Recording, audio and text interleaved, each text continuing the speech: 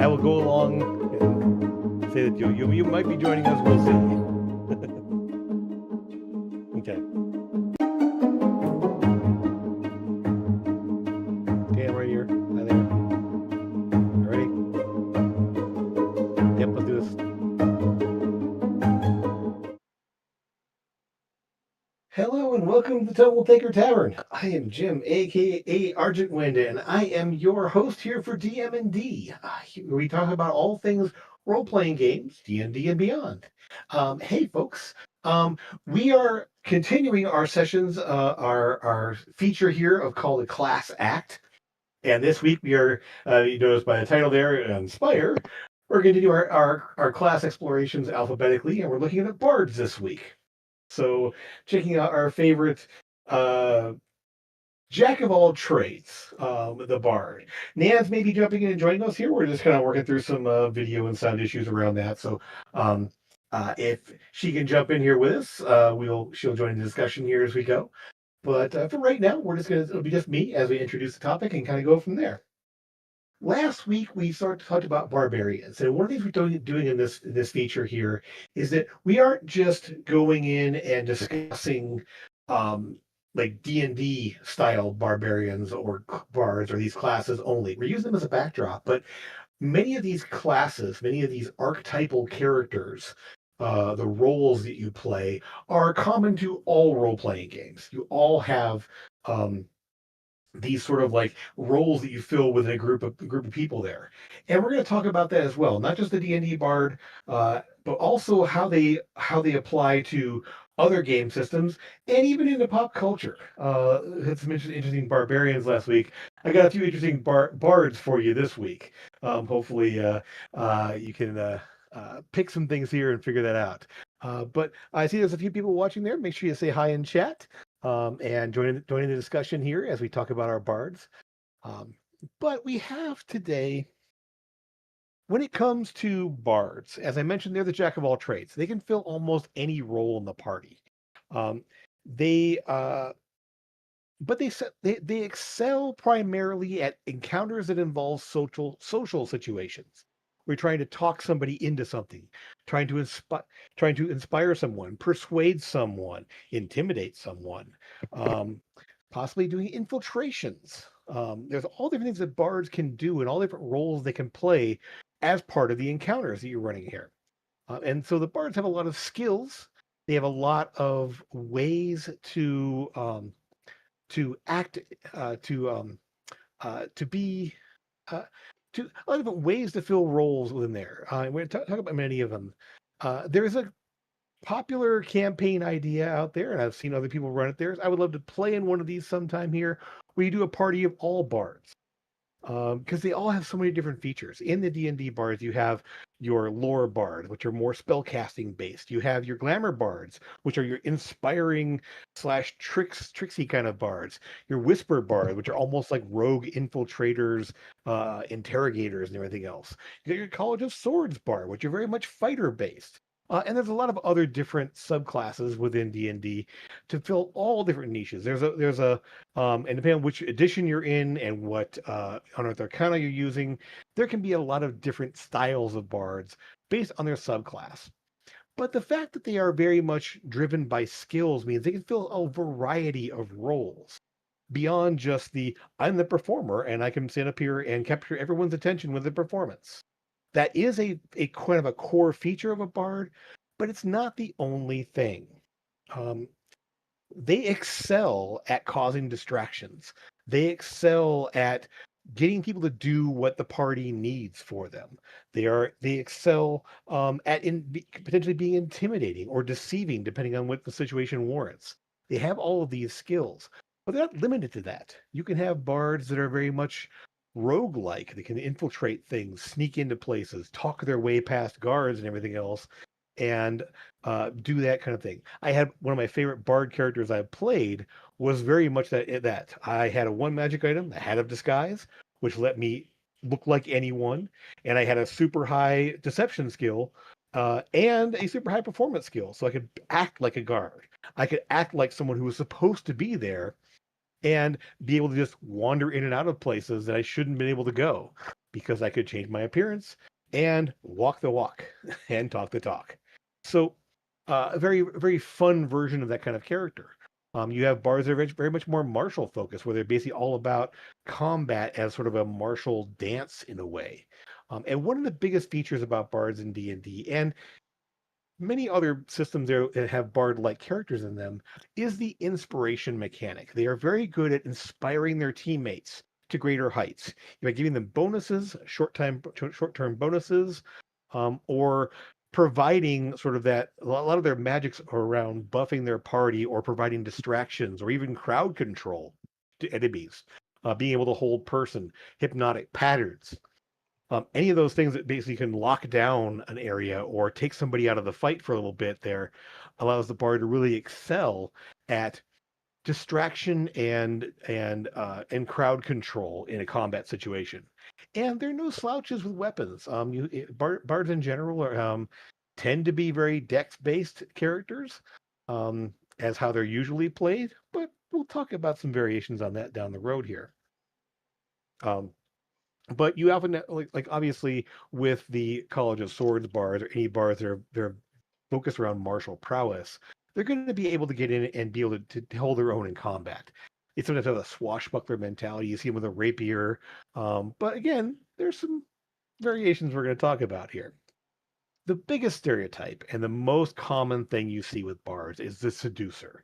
The bard's always the horny one, always trying to seduce everything they run into, be it human, monster, whatever, dragon, sure. Um, that's a stereotype there, and it can be fun to lay into that stereotype sometime, but you don't have to go that route. Not every bard is that, because again, there's still so many different roles. That's only one aspect of what a bard could be.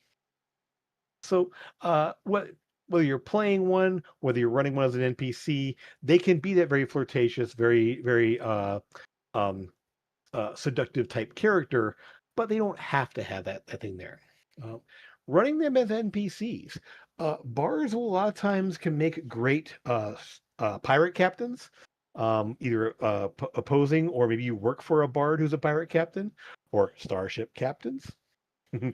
um, or they could run a tavern. They could be merchants. Bards have very good merchanting type skills here. And so the idea of using bards as an NPC, they can fill a lot of roles where having a high social having a lot of social skills is really important for what they do.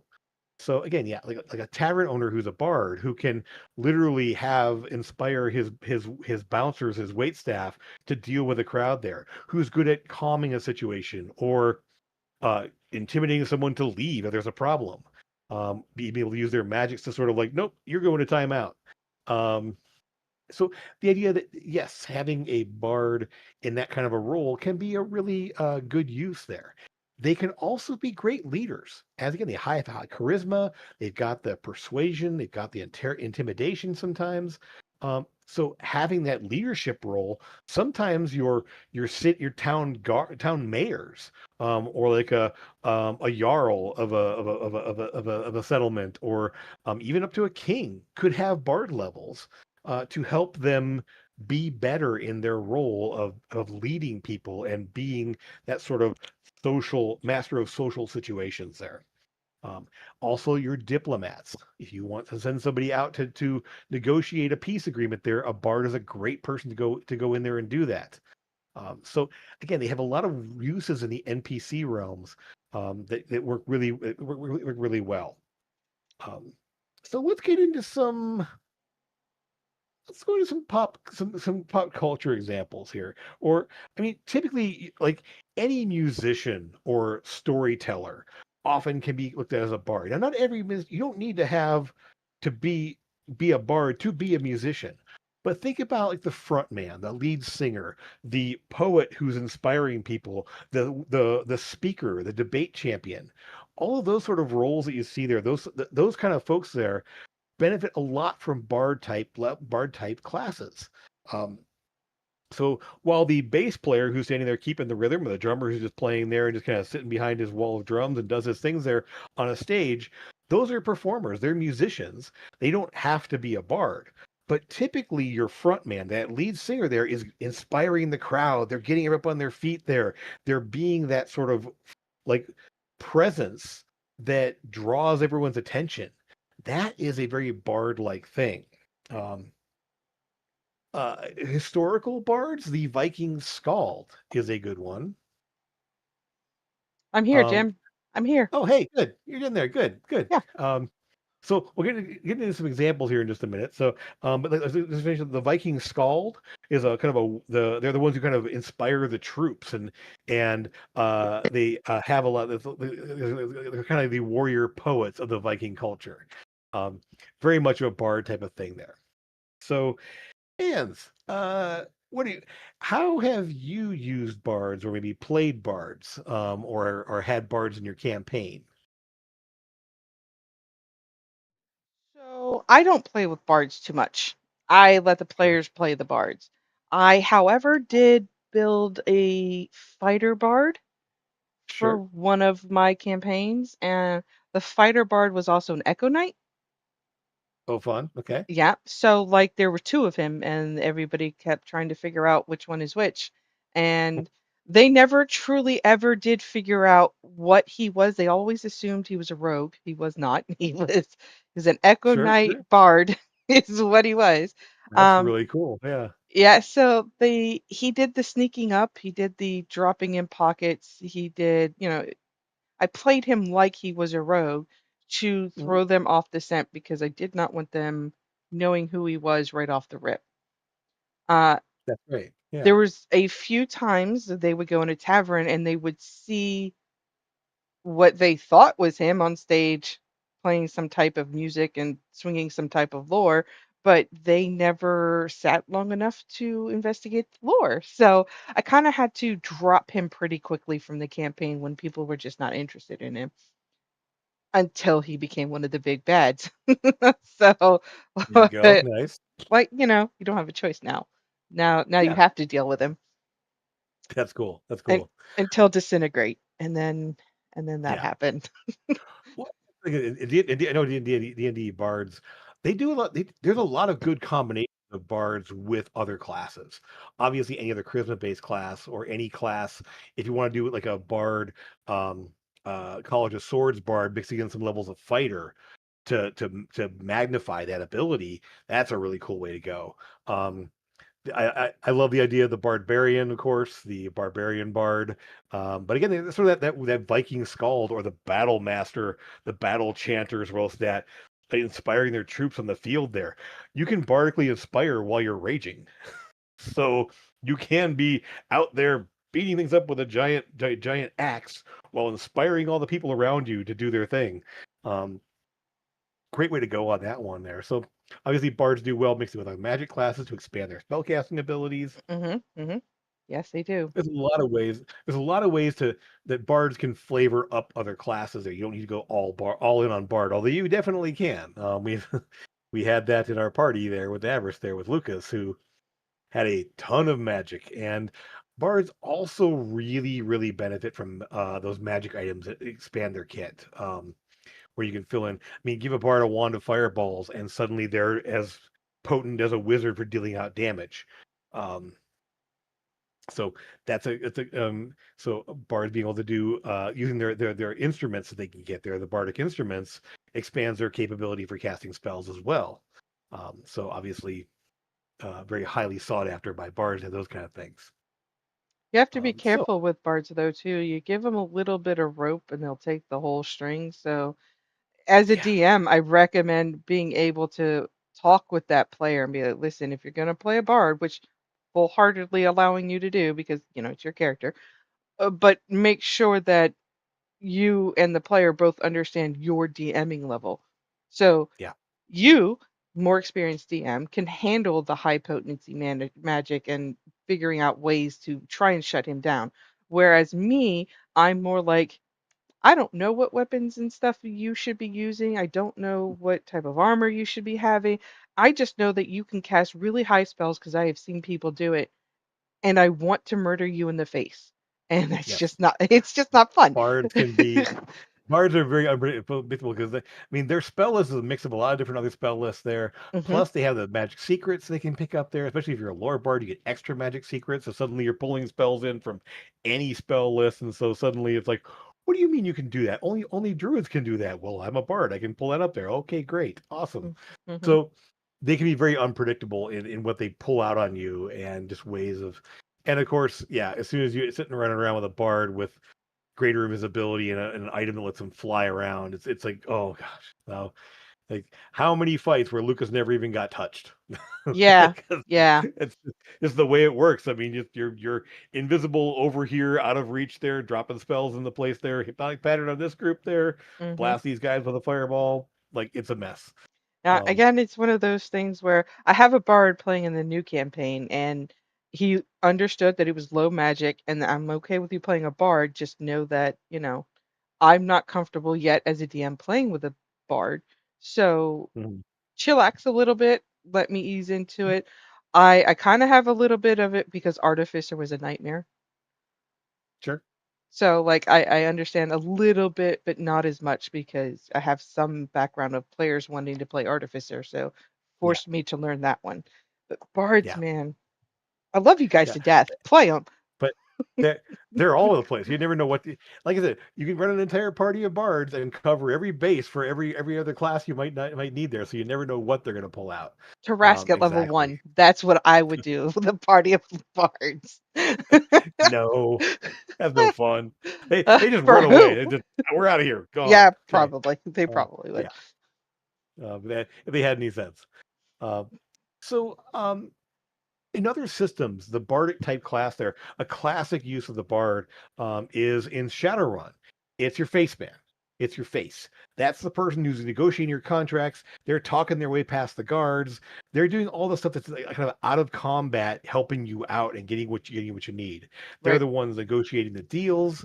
So yeah, it's that social interaction that bards really excel at. And in other systems, that's the role you're talking about there, is that person that can get things done, you can get the items you need, get the in a way a bard is also kind of a fixer if you're looking at that kind of mentality of there, who's able to, they've got the contacts, they know who to talk to.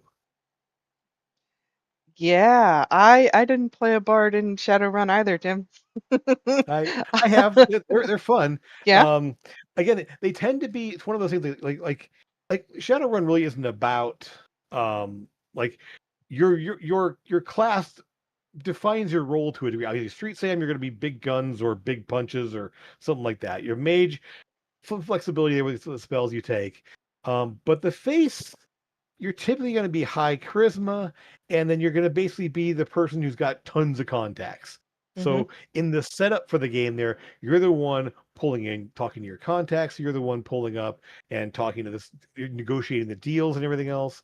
And then when it comes to combat times, you kind of hide in the back there and shoot your pistol or whatever. I was in a game. I was in a game where the face man was a sniper, Oh, and nice. basically, so he just sat in, he kind of like sat in the crow's nest there with a headset microphone, just going, "Guys over here, check that guy over there." He had a good, he had his highest abilities were charisma based skills and perception based skills and a sniper rifle, and he just like got in the back somewhere and just directed the team, Yeah. and That's a so fun role. I'm playing yeah. Summoner in my Shadowrun game. Sure. Yeah. So I'm long running group of mages in my Shadowrun games here. So I yeah. have one mage I've played in. Three out of the five systems I've actually played. No, actually four out of the five. 'Cause first, second, third, and fourth. I've run that mage in campaigns. Same guy, Rook. Um, Love him. But anyway, away from the magic folks here. Um, and what's funny is that the term face in Shadowrun, uh, I can't absolutely say this is true, but Shadowrun came out in the same time the A team was around, and Face was the person's face, was the team's face man. He was the one that found their jobs. He was the one that negotiated the deals with everyone's here, and so Mhm. that's the Mhm. kind of role. So Face Man from A team was obviously a bard. Um, Some other very obvious bards. You've got Jaskier from Witcher. Obviously Dandelion. He is a bard. Um, Leliana from Dragon Age. She is a bard, although she becomes more of the spy master kind of bard down the road there in later editions of there. Gabrielle from Xena. She's a bard. She's a storyteller. She eventually picks up some combat skills and everything, but she's very much the tag along bard there. Um, my favorite bard character from any media out there is Wit from the Stormlight Archive, who every time that character talks, somebody is inspired. That's what he does. He tells people stories and they learn just amazing things. And he's always hilarious. He's basically kind of a combination court jester and um just advisor, counselor kind of person. And in every scene with Wit ever is always improved by his presence there. I love the guy. Um, so some other interesting bards. I'm gonna and two of them here. One Inara from Firefly. She's the companion. She had the deals there. So if you ever watch Firefly, there Inara, the companion character there, she's definitely a bard. Um, in her role and what she brings to the team. But an interesting bard here, James Bond. That man could walk into any situation and be comfortable, whether it's a high roller casino or talking to arms dealers in the street, and obviously he has the seduction thing going on for him here, but he also he always has all those cool gadgets like a bard often has. Um, and he's got that charisma based things. Yes, he's got some combat abilities. Obviously, he's good with his gun. Um, but he's definitely, I've always looked at James Bond as being a bard. Yeah, I could see it. I Yeah. mean, if we're going with that same premise, Batman. Exactly. That was my other one there. Batman is the bard of the Justice League. He's not the strongest fighter, obviously, but he's got all the gadgets. He's got the charisma because he's Bruce Wayne, and he's got all the money and gadgets and everything else from that. Hmm. Uh, but he's always the one kind of inspiring the rest of the team, giving them what they need to get things done. He's always got his. I mean, obviously, Robin and everyone else. They are people that he inspires to do things with him and to work with him. So yeah, Batman was right there on my list of bards. Absolutely. Um, any other ones you can think of or that pop into your head that might fit from pop So, culture? a little bit of pulp culture one, and it's kind of more of it might be a stretch, but I still like it. The Riddler. Yeah, I can see that. Because, so, like, yeah, in his personal life, before he became the evil villain, he was not so much the face, but the second he took on that persona of the Riddler, he was 100% the more charismatic person. He's the bard of that group. He was the comedic output. I mean, for that matter, on the same thing, they're Joker. Mm-hmm. Yep. I mean, he's the insane bard, but he's the performer. He's absolutely got all the followers. He's got all the people, Mm-hmm. and somehow or other, he's always able to talk people into doing things. Um, Yep. yeah, totally Yeah. see that. Absolutely. Um, it's weird. I was trying to think of like bards in Marvel universe, and there really aren't a lot that jump out at me. Um, they're inspiring type characters. I mean, obviously, there's characters that have charisma or can deliver their quips and everything else. I mean, Deadpool and Peter and Spider Man Mm-hmm. have the charisma, but they're not really they don't do a bard role at all. They're definitely both fighters there. I was thinking like Cyclops from the X-Men because he's always a team leader inspiring people, but it doesn't quite work. There's I nobody that's really an would. obvious. What about the Beast from X-Men? I mean, Because he I was the I one finding the missions and making sure they had sure, all sure. the stuff they were doing. He was also the one that was like, "You can do this. Go do the thing." Mhm. Especially when it came to Cyclops. Sure, sure. I mean, it's one of those ones. I mean, Beast didn't have he was more the smart guy to figure things out and get you what you needed. Hmm. Um, so and he had the inventor. I almost sort of see him as an inventor alchemist. or Artemis Alchemist. Just because of all the um alchemical, but a lot of the drug things he did there, all the research, all the cellular research around the X gene and everything else. And he was a scientist really more than a leader. But I mean, he can sort of fit that role at occasionally, and it's one of those things where it's like maybe he has a couple levels in Bard. It's and, his. and I hit level 5, and now I'm going to splash two yeah, levels in Bard. yeah, exactly. Yeah. So again, there's no one that I can point to that say definitely Bard. I mean, it's just like yeah, they kind of have a little bit of that, but they're not. It's not their fun, not their real like what they do. I mean, obviously Batman has levels and other things like fighter and everything, Hmm. but Hmm. um, but I think his core. I always feel like his core class is Bard. Um, so I think the main thing we get into is like using bards as villains. Obviously, we kind of mentioned touching this with the Joker and the Riddler. They can work really well as villains because they they have that intimidating presence, that sort of persuasive slash like performance element to them. Any bards that are delivering those monologues that obviously get interrupted by the heroes, obviously, but if they can do that through an image on a screen or from an illusionary in there, and essentially causing problems for the heroes. Bards make a great villain in terms of like uh, just being that unpredictable and having those skills and everything. Um, so it's fun to see how the bad guy can use bardic type things, and obviously inspiring their henchmen or using their skills to crowd control and just yeah, it's an interesting way to go with bards as bad guys. Um, Yep. Yep. Uh, it just hit me. Another bard, absolutely. Handsome Jack from the Borderlands 2. That man could deliver the best dialogue ever, and he was not a fighter, but he had everyone backing him up, and he had everyone working for him, doing his dirty work for him. That's another fun one as a Mm. evil bard like villain. I mean, yeah, I guess anyone who delivers great monologues. That's that's a trademark of a bard. Of the evil bards.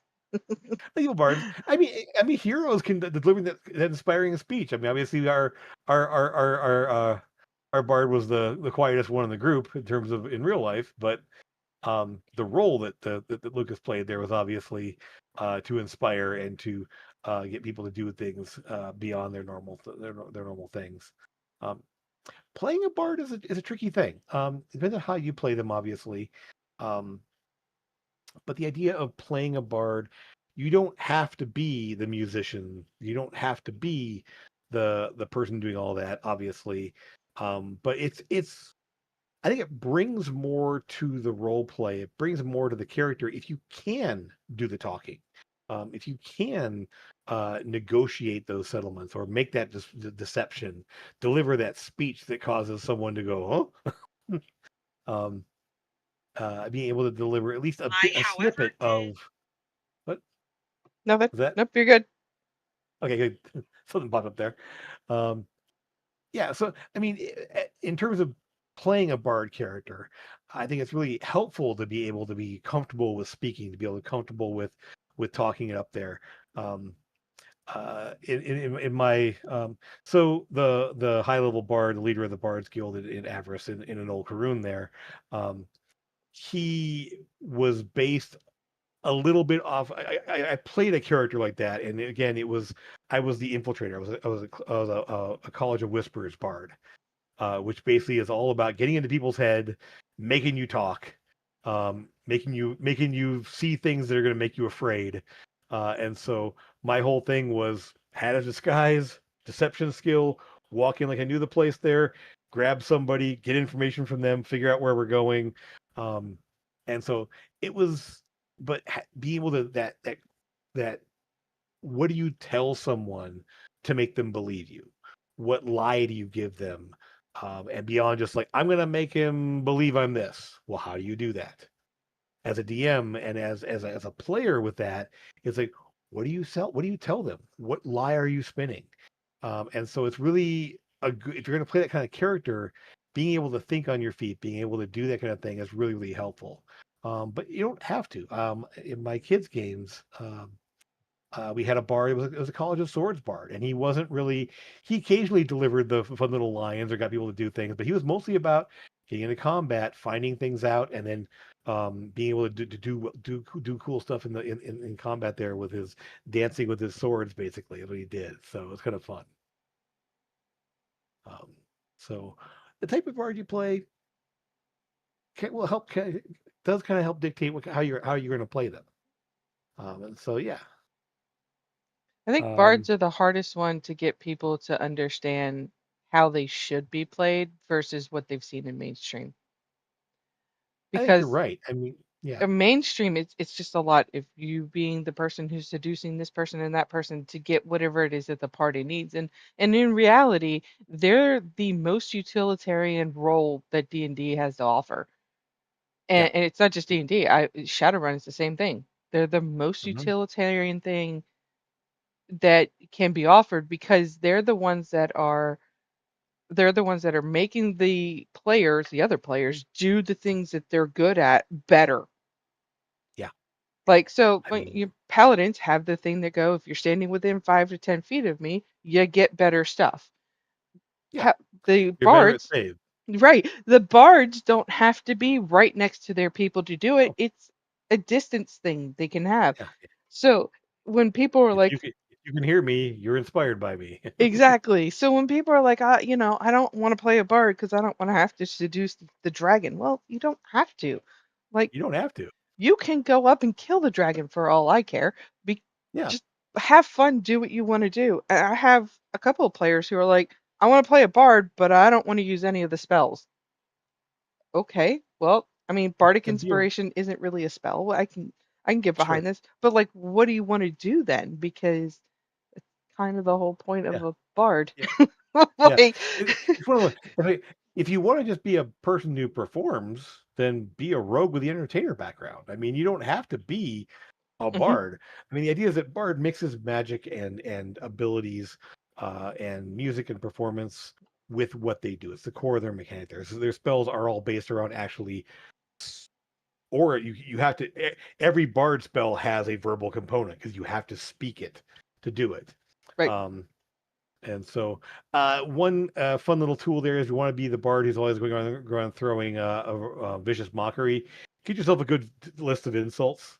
You can Yep. find them online, 50 insults or a book of insults, what else that, hmm and just hmm kind of pick out your favorites and start checking them off and using them. Maybe reuse your favorite ones here and there, but it's definitely, if you want to use that kind of thing there, it makes it a lot more fun for you and everyone at the table if you can deliver that little thing there of like just saying, I have vicious mockery. Well, what do you say? hmm Like, Yep. your mom. Okay, okay, that's not really. Great. Thanks for the input. I Yeah, appreciate it. yeah, Yep. good, yeah, What is the yeah. the one that I forget the name of the spell that when you cast it on the Tasha's hideous laughter? Mhm. Yeah. So Prepare a have it. few jokes Yeah, I and mean, listen. it. Yeah, The more you can make the DM go, the yeah. better the game is going to be. Because that It, DM is taking psychic damage every time. yeah. Talk to his laughter. I think you should always have. My favorite is just have a list of 100 dad jokes. Just read off a dad joke. It's gonna make everyone groan here, but the idea that someone falls down laughing from a dad joke Uh is huh. just great. It Uh just huh. the visual of it, just like blah. Yeah, Right? Yeah. love it. Like I love it. when I was playing Baldur's Gate 3, I had my one character cast Tasha City's laughter on that spider. Yep. Yeah. Watching that spider I mean, fall down laughing cracked me up so much that the fear of oh yeah. spiders completely left me for that moment. There you go. Yep. Yep.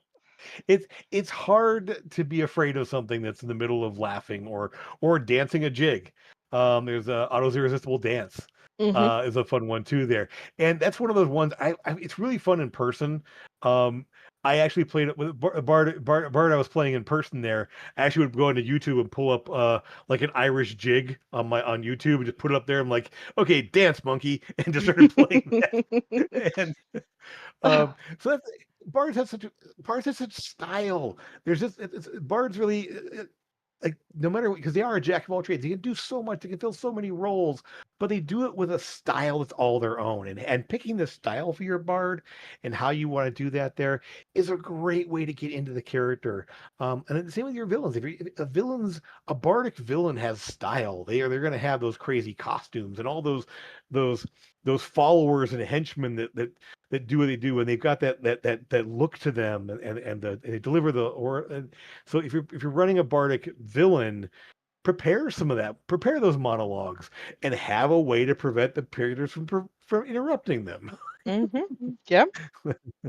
Like when they go ahead and try to interrupt him by shooting the guy through the eyes. Oh, sorry, that was an illusion. I'm actually not in the room right now with you here. But let me finish my monologue here for you. Those are the ones I love. Yeah, exactly.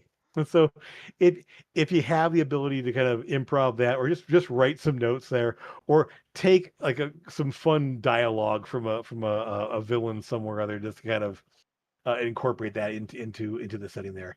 It's a great way to spice up those encounters. And again, bards, because they are the masters of that social situations there, the role playing sessions, bards have so much to add to a role playing, to the role playing aspect of the game there. So when you have, when you can anyway, get in, like, lean into that, have fun with that. It's a good time to do it. I had a player ask me for the new game that I started if he could play a bard. I said yes, and we discussed a few things about bards. And then he said, I want to play a bard that is mute. I said, how? Okay, all of your spells, or most of them, are verbal components. So how Hmm. would you like me to be able to play around that? Oh, I definitely have this little talky voice, those little voice boxes that you could Sure, like sure. shake and it says words, and that's how I'm going to do my spells. And I went, I like it. I can run with Yeah. that because, Uh, outside of combat, he was going to be the shy, very quiet person who mhm. didn't do anything. But in combat, he was going to use that little voice box to make everybody jiggle and laugh. And yep, exactly. I was Yep. like, I like Awesome. it. Let's go with it. Uh, another fun way to do that there is a bard who does sign language. So Yeah. all of the spells have somatic components instead of verbal components because they have to be able to move it like it. And the funny thing is that essentially, obviously not everyone's going to know what he's saying. Hmm. So if you're doing sign language there, unless you have some way of translating that to them, or it's more about the gestures you make to them, and Hmm. um, Hmm. that can be fun too. Uh, and as a mute bard using sign language there, I would absolutely decide what gesture I'm using for what spell. It's like hypnotic pattern. Yep. And, um, Hmm. It yeah, would be I it mean, would be fun. yeah, he's like hold person. And so, like visibility, you can't see me. Yeah. Reminds me of Naruto. Oh, he's such Yeah, a character. yeah. So, yeah, there's a lot of fun bards in anime too. Oh my gosh, you can find all kinds of fun ones in there too. So, um, but yeah, the bards they just have such style to them. I think almost more than with almost more than any other class, the bards just have this presence about them that just makes them just fun to be around and fun to play with. I haven't seen anyone pop up in chat here, but if you are in chat there, throw in your favorite bard you've ever played or run. I'm not sure if you're able to do that, but if you can, or if you're watching this in the future there and you want to put your favorite bard in the comment, please let us. Please jump in there. Love to add more to the discussion and see what people have to say about their favorite bards. Either ones you played or ones you played with, or ones that you've had thrown against you as a bad guy, or just an NPC. Um, so um, One of the eh, thing oh, about bards that I mhm, like, because in Pathfinder, I'm playing with a friend who's playing a bard, and I'm playing a cleric, so a sort of cleric, a healer type, and sure. and a lot of our spell list is almost exactly the same, and even in D&D, it's the same. Mhm, Some of them, so like yeah, pair up with your bard buddies, other people's spellcasters, figure out which ones they're using, and then you don't have to prepare the same spells that they have prepared. yeah. I mean, you Yeah. can. It'll make it easier when it comes to like healing because double heals. Hello, but Sure. Yeah. Yeah. Those utility spells are always in, but those kind of those signature spells. hmm Yeah, you don't want to take those away from them. That'd be fun. Yeah. yeah, like the whole shtick that I have is to heal people. That's all I do. And then when the bard gets to it first, I'm like, what am I gonna Hey. do next turn? Well, pick out a different spell. No, I'm multi-class. I'm going witch. Okay. Okay. Cool. So I'll have like Okay, different types of spells and I'll have pets and whatnot. So it'll be fun. nice. Yeah. Yeah. Yeah. Yeah. Yeah, I'm trying to think of none of our group had we had a bard NPC with us for a little bit there, and yeah, the inspiring things they can do there, the buffs they can hmm provide, were really great. And so yeah, the Pathfinder bards have a lot of fun utility in terms of like what they can provide to the party beyond just the spell casting. So yeah, it's definitely hmm fun to get everyone involved there. Trying to think of other things in the systems there. Um, yeah, I mean, bards. The concept of a bard, because originally in D&D, in good old AD&D, I mean, back up here, the bard was not a core class.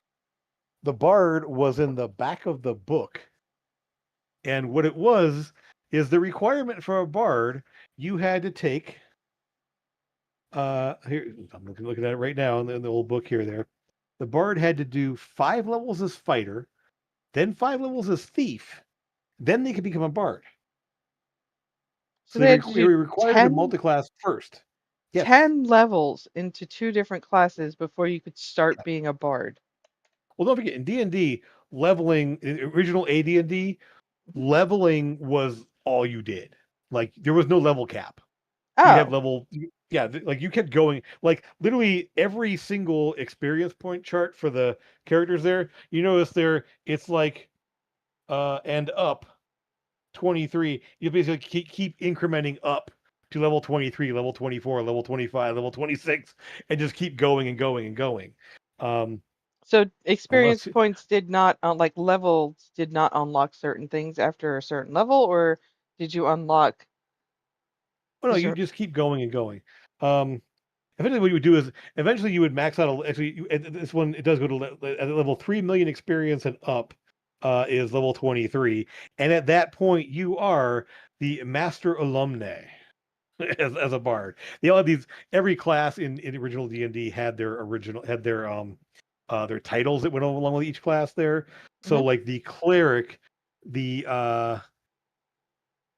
oh yeah, so the cleric basically only went to 11 the table went to 11th level, and every 225 thousand experience you just added additional levels. So you were high priest 10th level, high priest 11th level, high priest 12th level, and you just kept going and going and going.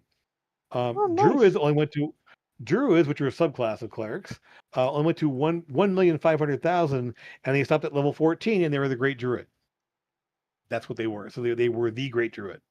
You would Um, think druids would move into sages, not the other way around, but yeah, yeah, it's really kind of like the top level of fighter was Lord. The top level of ranger was ranger lord. Yeah, it wasn't real like magic user. You weren't wizard. You were a magic user. You started off prestidigitator, then evoker, then conjurer, then theorist. Then you were at level 11. You were wizard. Then you were wizard 12th level, wizard 13th level, wizard 14th level. So like the character class progression in the era was a little bit I'm glad they odd. figured that Yeah, out. but bards were interesting. Bards were because the idea is that you started off as a fighter, then you became a thief, then you became a bard, and you got all the bardic abilities that kind of came from that. But you were a fighter thief to begin with.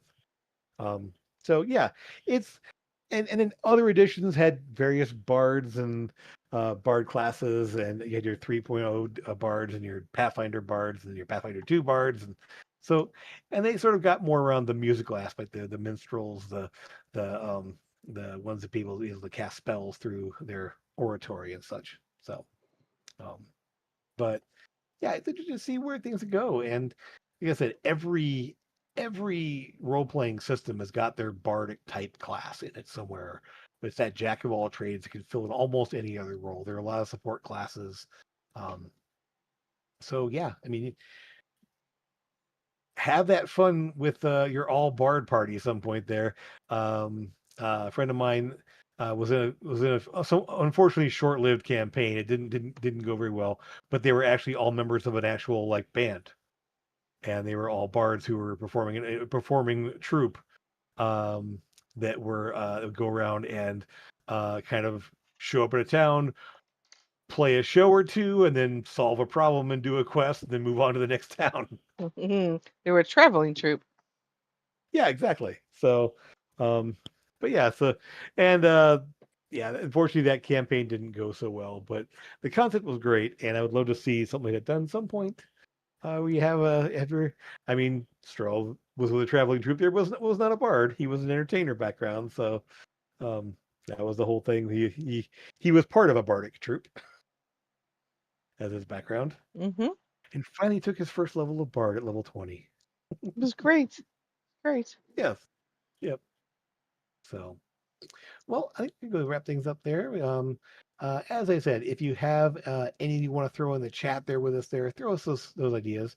Next time we're going to be doing, I think we're on to cleric next. I believe My we're on the favorite B's and the class. C's. It's my Is it favorite cleric? class. Yes. It is. Yes. Yeah. So, what would that be? Let's see. Not this Let's Thursday, see. but next Class Thursday. act. Yeah, 2 weeks from now. So it'll be in class act. What? Pray or faith. I don't know.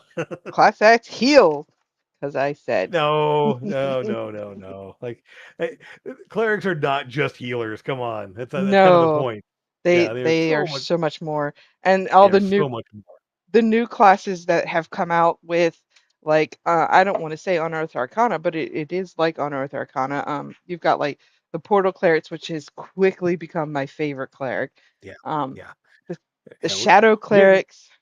yeah, we'll get into those absolutely because there's Oof. so many different versions. Because I mean, the idea talking about domains and clerics do throughout other things too. Clerics are not unique to D&D, obviously. So No. we'll be talking about clerics and how they can make some great villains, especially too. Uh, Hmm. Corwin. Stop it. Yep. So anyway, hope you'll join us for that next time here. So we'll doing that in 2 weeks here. Jumping into our next class act there with clerics. Stop in and check it out there. Bring us some of your fun cleric experiences and some things you've run into. Love to have you join us and talk about them. So, but thanks for those of you who popped in and out here a little bit there, and those of you hopefully watching in the future. Absolutely, make sure you throw us a like there and talk about this with your friends there. Stop by the tavern sometime if you want to talk more in the tavern itself there and in our chat room. We can get talking about. Uh, we don't always just sit there and talk about Baldur's Gate. We'll talk about other things too, hopefully. Um, but we are going to be doing something a little special here. I haven't picked a date for this yet, but our Dragon Tales campaign is ending this Sunday, and sometime after that, we would like to do a big like send off for that in the tavern with people that can kind of come in, hear a bit about the craziness that we went through, and talk about it, just have fun and enjoy the fact that we wrapped up another campaign. Timey Wow. wimey wibbly wobbly things. Yes. All kinds of crazy time shenanigans and god shenanigans and yeah, dragons and demons and oh gosh, oh my. That's the So name of the title. dragons and demons, oh my, yes. So all right, so hopefully you can join us for that there, and hopefully we'll be back here for DM&D in 2 weeks. But have fun, enjoy your games there, and don't forget, being a DM is one of the best jobs in the world. Hope you can all join it and be a part of it. And we'll see you again soon. Take care, folks. Have fun. Bye, guys. Bye.